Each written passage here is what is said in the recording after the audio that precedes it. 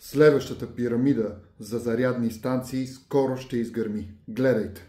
Много от вас ме питат какво мисля за BETL или BETL, особено след като направих видеото за Metamax, пирамидата, която гръмна през юни тази година и отне спестяванията на толкова много хора, които бяха теглили кредити, заеми.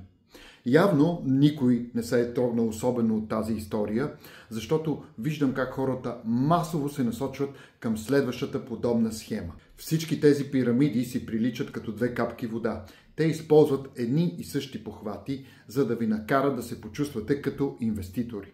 И знаете ли кой най-лесно се хваща на тази въдица?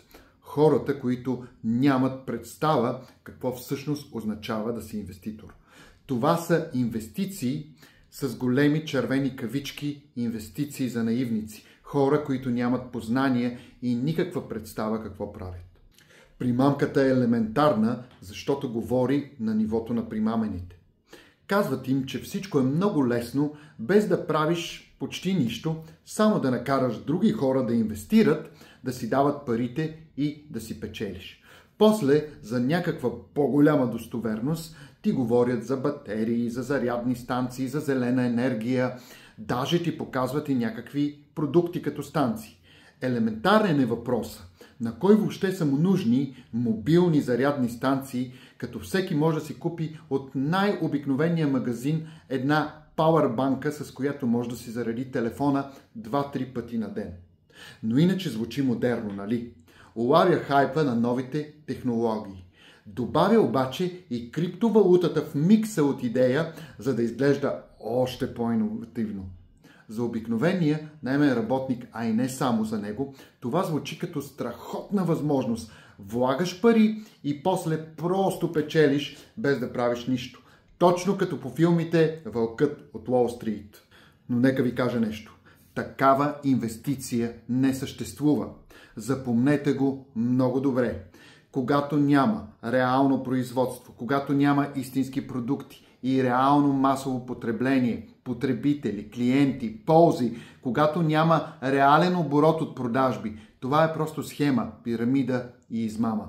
Замислили ли сте се защо тези схеми използват криптовалута? Защо трябва да превърнете парите си в USDT или USDC и друго крипто и да ги пратите по някакъв криптоадрес? Защото веднъж излезли от регулирани борси като Binance или като Revolut, вашите пари изчезват безследно. Вие правите доброволен превод и после край. Нямате никакви права и никаква защита. Другото, което е много червен флаг, са приложенията, които ви карат да сваляте. Тези приложения никога не са на официалните платформи на Google Store или App Store на Apple. Винаги идват чрез някакви странни телеграм канали или съмнителни линкове. И какво виждате в тези приложения? Някакви цифрички, уж притежавате крипто, докато вашите реални пари, преобърнати в крипто, реално крипто, отдавна са прехвърлени някъде другаде. Това е просто една схема, която оперира в сивата зона, извън всякакъв контрол и регулация. Моят съвет към вас е, ако все още получавате някакви пари от схемата, ако може, изтеглете всичко веднага и не влагайте повече нищо. И най-вече, спрете да въвличате други хора, защото нека бъдем напълно честни, когато участвате в такива схеми, вие реално крадете от вашите приятели, роднини и техните познати.